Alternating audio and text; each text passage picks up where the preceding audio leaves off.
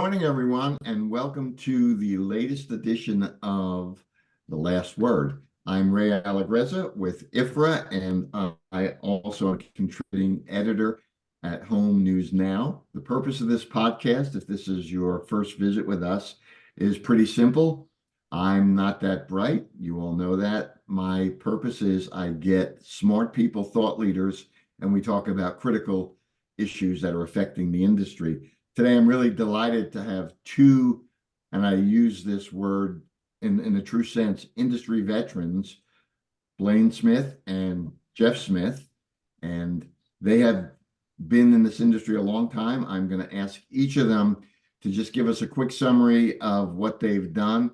Blaine is going to talk on the topics primarily from a rep's perspective, Jeff from management. So with that, I'm going to get started and say good morning, both of you gentlemen. Thanks for being with us. Thank you, Ray. Good morning. Good morning. Blaine, I'll start with you. Just give us a quick background of how long you've been in the industry and what you've done and what you're currently working on. Well, first of all, Ray, thank you for the opportunity to do this podcast with you. We admire the work you've done for many years, and you've certainly pointed to the voice of the sales rep many times, and I appreciate that very much. Thank you. So I've been in this industry more than 40 years.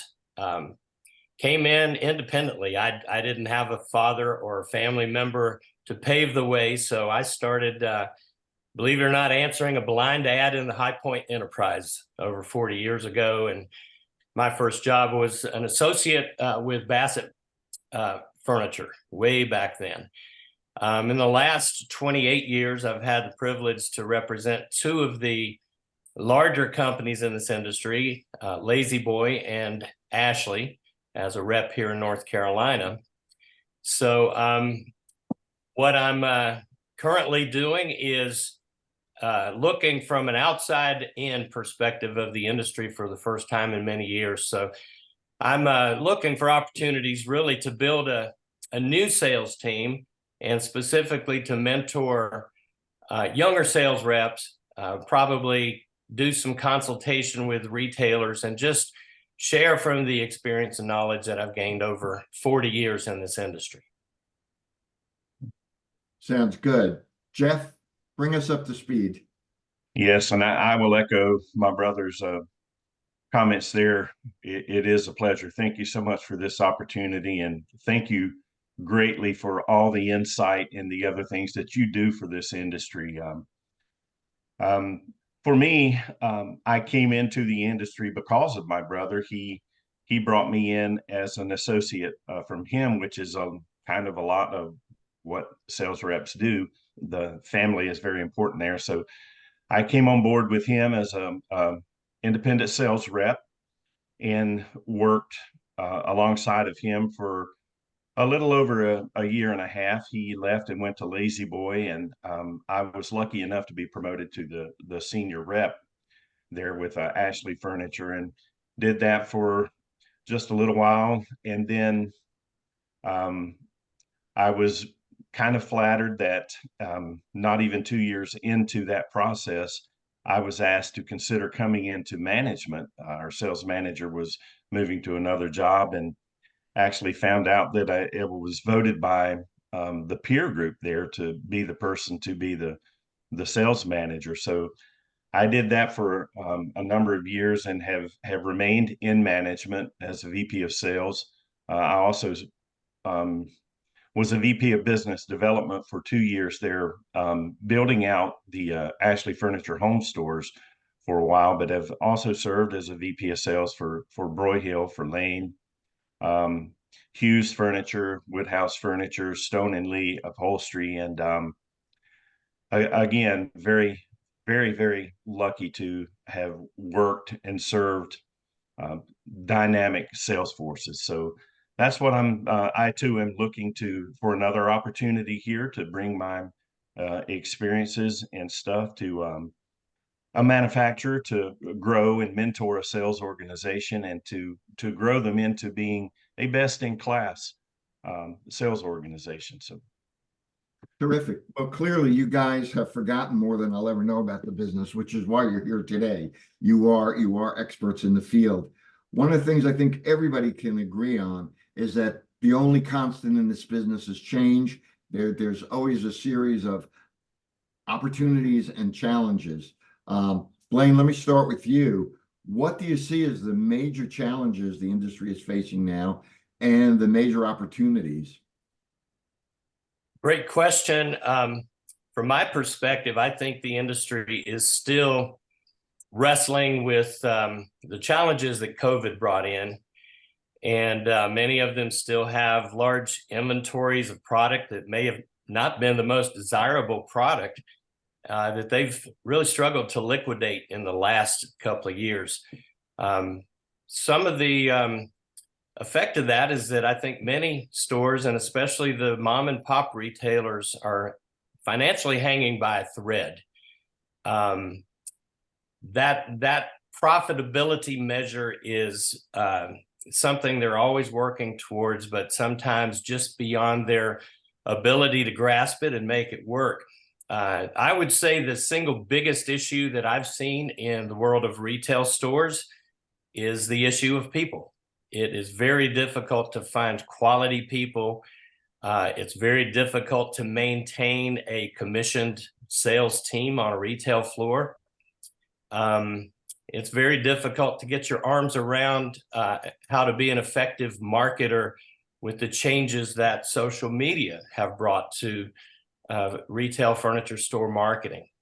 So I think for stores to remain relevant, they really have to refine their marketing. They've got to study their analytics. They've got to understand their customer more today than they ever have, so that they give those customers reasons to come into their stores. And I know it's fundamentally important for every retailer to have a website.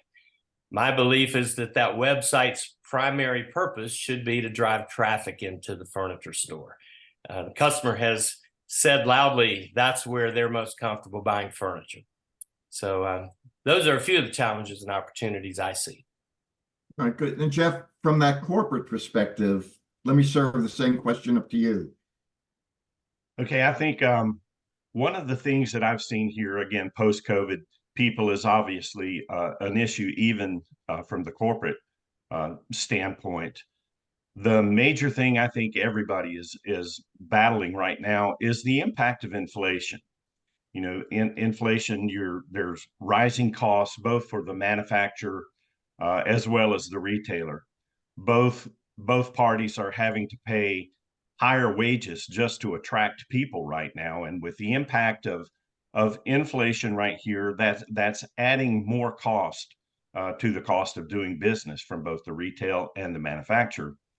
Obviously, we're still dealing with some supply chain issues with some of the unrest in the Middle East. Now, containers are having to be routed a different route to avoid that right there, which is adding two things. It's again, increasing the cost of the containers again, and it's increasing that lead time by about 2, sometimes 2.5 weeks. All of these things have to be throughputed into, you know, those costs, be it labor, be it materials, whatever it is. All of that cost has to be absorbed and find ways to pass on without depleting the value of the product that you're putting out there. You know, financing is the same thing. Furniture purchase is a big ticket item.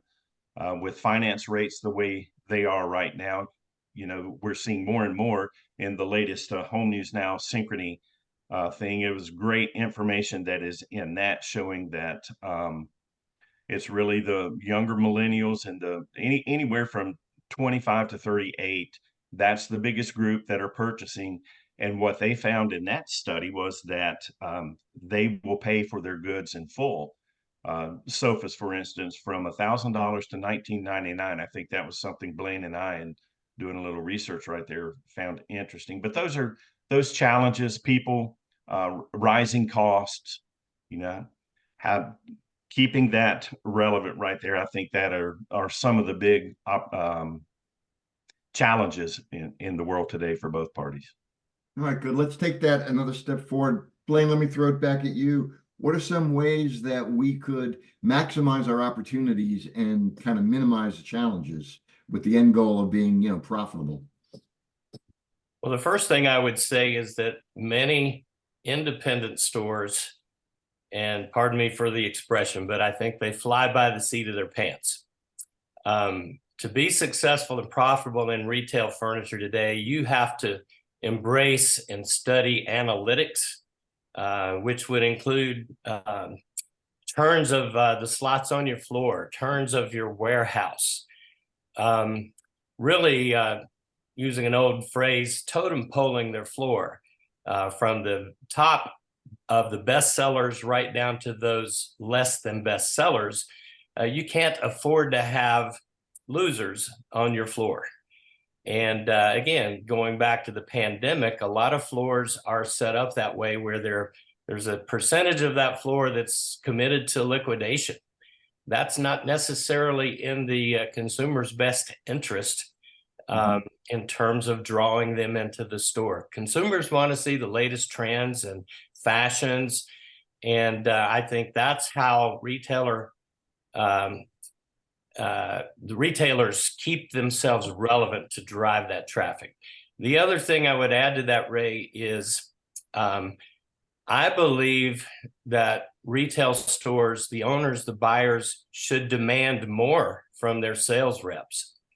And for example, if I have 15 slots on a retail floor, that's my real estate, and I should give that retailer every analytic that I possibly can about how those spots are performing. And again, back to the totem poling concept, change out those things that are not performing and put best sellers in there. That's how profit is driven and turns are accelerated. I'll share this. I believe that should also require retailers to work with fewer lines, not more lines. They should really focus on those lines and those sales reps who serve them best and who they have the best partnership with. Interesting. Jeff, add to that from your perspective now, kind of from the corporate side. Well, I would echo again the analytics aspect of it. I think companies have to, some of the companies that I've worked for are their operating systems are somewhat old. I think to maximize some of the opportunities here, manufacturers need to embrace and to invest into some of the best operating systems to manage their business, those that can pull some of the analytics there to find out what their run rates are. But just like from the retail perspective, the manufacturers, I think it's very, very important to have the ear of your retail partners because they're the ones that are closest to the end user, the customer, to find out what they're seeing in terms of buying trends, color trends, et cetera, to make sure there is a bilateral communication back and forth there. But also, I think the manufacturers, especially from the merchandiser standpoint, making sure that they're looking at their analytics, be it Google Analytics, be it whatever, they can get their sources like we have seen the last 2 weeks here from Home News Now. The information that Synchrony put out, great information right there, and make sure that you're producing compelling product at a compelling price that is right in line with what the consumer is asking for. I think those are, some of the challenges right there. A lot of it is staying up to date with your management system, computer wise. All right, great. I think we would all agree that there's things we could do, or if we rule the world, there's things we could do, or new platforms or new processes that would make the industry better, faster, more efficient, maybe more profitable. I'm going to kind of change it up a little bit. And Blaine, if there was only one thing out of all the things we could do to make us better, if there was one thing, what would you pick and why? I'm going to go a little bit of a different direction here. Okay. I think it's a very pertinent response. I personally would like to see fewer furniture markets. I've come out of an environment where products that I sold at the previous market have not shipped before the next market rolls around. And that puts tons of pressure on that retailer to remember what he bought 6 months ago and put that into his system to flow product in. So with the 2 markets in High Point, the 2 in Las Vegas, I know they've somewhat evolved into being a bit regional, but the pressure that those markets put on manufacturers to develop and show new product is a steep challenge. And it's expensive to develop new product. And having fewer markets, in my opinion, would allow those new product opportunities to be researched, reviewed possibly by consumer panels, thoroughly engineered, forecasting to be done just to make sure that those new products can be delivered quickly. We're in an industry where the consumer is, in most cases, unwilling to wait more than 30 days for delivery. So what I think the concept of fewer markets would do is eliminate a lot of expense to manufacturers, but also to sales reps. I can tell you every trip to Las Vegas cost me over $2,000 to go out there for a week. That's twice a year. You know, High Point has similar expenses for reps across the country. I'm very fortunate that I live close enough to go home every night at High Point, but I understand the dynamics in having that expensive real estate that needs to give those who lease showroom space maximum opportunity, but it also puts tremendous pressure on them from, again, the product development and the expenses related to that. Absolutely. All right, markets. Good. Less markets. Jeff, other than less markets, pick one thing that would make us better. Well, I'm going to go a little different direction, and this may or may not even be possible, but I would like to see some standardization in the market. Standardization in terms of a computer system, information systems, some things, some platforms that are more common as opposed to less common. And I'm going to give a little shout out here to Patrick Henley, who is the founder and CEO of a company called AMP. They have built a platform that is both for rep, retailer, and manufacturer that takes whatever system that you're working on, and there's a bilateral feed there, and they've built this thing primarily for the furniture industry, but it gives a rep who may be representing a company who does not have a portal, a dealer portal or a rep portal, to go in and get information, analytics, all the things that you need, sales history, trends, etc. They have built this platform that will integrate with whatever the system is and give the rep and the sales management as well as the retailer portal or a platform to go in and place orders, review orders, see open invoices, sales history, trends, etc. Those things right there. So in essence, what Patrick and his company AMP has done is they've created this platform that offers some kind of standardization there. Because from the rep's perspective, you can go in and build a presentation. It puts little thumbnails there if you want to go ahead and write the order while you're in front of the dealer. It goes right back into the manufacturer's system, and it's kind of seamless. It's a whole lot more complicated than what I'm trying to make it out to be, but it, you know, it has the image library, all those things. So in terms of, you know, if you look, you can pick 10 companies and there may be 6 different platforms that they're using to manage and put out information there. So I'd like to see some kind of standardization. All right, good. Now, we've always been told, I've always been told, and I sort of believe it, we're a relationship business. So with that said, are we still? Should we be? Blaine, let me start with you.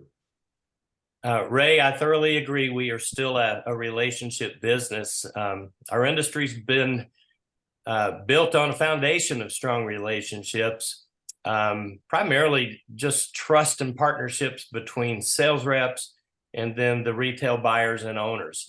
One thing I see in our industry is that a lot of the younger generation, younger reps, are missing some of the basic face-to-face skills to build those relationships. So I think there's opportunity there to train them to get off their cell phones and their texting and their emails and to get in the car and go see somebody. Another angle I would talk about there is I think our industry has changed now significantly to an industry that is dominated by the big box retailers. I look at some of the major metro areas just in North Carolina, and the big box retailers have replaced the strong independent retailers in a lot of those marketplaces. Sadly, a lot of those big box retailers bypass the sales reps. They want to work directly with management or national account teams with manufacturers. And that's strategically so they can get a competitive advantage for themselves. So that to some degree comes at the demise of the independent sales rep. One final thing I'd like to mention is culture. Culture to me is fundamentally important in every company. It's typically set by the owners or management, and it permeates through an organization. I've seen many companies in this industry who manage their sales force by intimidation rather than through positive reinforcement. I love to say that Pavlov taught us all through his testing and studies of dogs that positive reinforcement is much better than negative reinforcement. I'll also think of Steve Jobs, who embraced that open and creative results-oriented culture at Apple. You know, he had an end goal. He said, I don't care how you get there. And he may have had 5 different teams working towards that end goal. So it rewarded creativity. And I believe that all sales reps are different in their skill sets, their creativity, the path that they take to achieve sales goals. So you can't program salespeople to be like chairs running down an assembly line in a factory. You need to honor that creativity because we're all different. All right, good deal. Jeff, relationship business, yay or nay? Absolutely. In fact, the places that I've been hired, I was hired largely because of the relationships that I've cultivated over the years with retailers, as well as with the rep organization. It's those relationships have been in a lot of cases, the determining factor of the reason that I was hired, brought on board. And then I see it even from the manufacturer level, that relationship with your fabric reps, with your all the materials, you really leverage that, and you leverage that relationship, especially if you get into a situation where you're really desperate to need something. There are relationships you have there with suppliers that you call up, and you know that they're going to find a solution for whatever the issue is that you're facing. So even from the manufacturing level, those relationships are very, very important. For me, it's the relationships that I've built over the years with the various reps that I've had the privilege of serving. And that's the way I look at it. You know, when I went into management, I really had no management skills other than what I had acquired from the rep, you know, and kind of it took myself up to the 1,000-foot view to look, instead of managing micro, managing macro. So those relationships there, I work for them. And that's what I've always said to whatever sales organization I've had the privilege of leading is, you know, you don't work for me. I work for you. It's my job to mentor, to equip, to empower you, to be the best that you can possibly be a little bit better tomorrow than you were today. So and you do that through relationships, Right, um, right. All right, so good. I'm yes, looking at the clock. I think We're it's very almost, important. I can't believe it. We're almost out of time. So I want to get a couple of more questions in. We'll kind of like speed dating. Um, Planning to start with you. Technology. Some people say in our business it's a two-edged sword. Kind of one sentence each. What's the best thing technology's done for our business, and what's maybe the worst thing it's done? Well, very quickly and briefly, I'll say, AI is on everybody's radar. Lots of talk about it, but I would say technology is not a new thing. I benefited over several years from very cutting edge technology and reporting that allowed me to go into to my dealers and literally give them more information about their business than anybody that walked in their door. That was just how advanced our company was with the reporting. Now there's a downside to that also, I would say, and that is that if you're going to go that deep with your retailers, you can't make 6 calls a day. You're invested with them to the point that you're probably going to spend 3 hours, maybe 4 hours in the analytics and metrics. I find it almost impossible to call on more than 2 quality calls a day if you go to that level of information. It's definitely a competitive advantage to companies who invest in that. Very blessed that I had that available for the last 23 years. Gotcha. Jeff, Yes, I you think talk to me about that. the industry certainly needs to embrace technology, and technology has been around, and you've seen it incorporated from even the early days of draping programs to put a particular fabric over a frame so you could get a visualization, to 3D visualization, which is utilized heavily this day and time, right down to AI. And I will say that as new blood is attracted into this industry, they're bringing in some skills that some of us more seasoned people didn't bring in at the time, and finding a way to tap those skills that almost are natural to those people and incorporating those into what we do. I think that's a resource that we really need to um, focus a little bit more on as we're mentoring that younger generation and utilize those skills. All right, good. Now comes to the last word, which is where I shut up, and you guys each get the last word. Parting thoughts. Blaine, I'll start with you. Give me a parting thought about the industry. Well, again, I think from the perspective of a sales professional, um, I believe the most fundamental responsibility that a sales rep has is to manage relationships. That's both with their retail stores and with their manufacturers. You have to build those relationships on honesty, trust, doing what you commit to do. And sometimes, sadly, even managing the relationships is not enough to survive as cultures change in the interest of profitability. I look at the last year with major companies, Lane, Klausner, and prior to that, major North Carolina companies like Broyhill, Thomasville being gone, and all the jobs lost to that is very sad.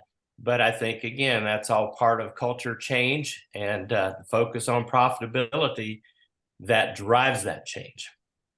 All right. Jeff, you get to wrap it up for us, brother.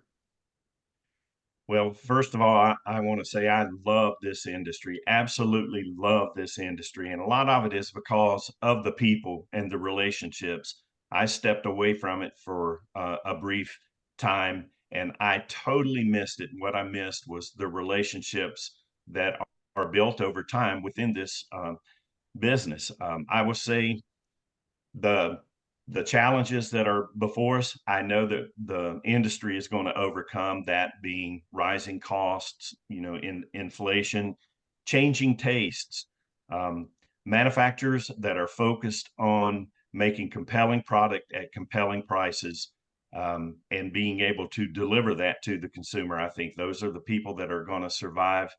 I will say that I want to spend the rest of whatever time I have on this rock, pouring into people, growing people, equipping them to succeed, giving them the tools, embracing new things, new opportunities. That's what I love to do, and I think that's what I'm best at. So yeah, love this industry. Well said. I want to thank you both for this edition of The Last Word. And I notice each of us in the background have some things with six strings, and why we didn't get to pick and grin today. The comments literally were music to my ears. There's a lot of good information here, and I'm sure everybody's going to enjoy it. So I want to thank you again, both Blaine and Jeff, for your taking time to be with me, for sharing your wisdom and your thoughts, and hope to see you soon. Hope to see you at market, and thanks again. Thank you. Thank Ray. you, Ray. All right, have a great day. You as You well. also. Thank you.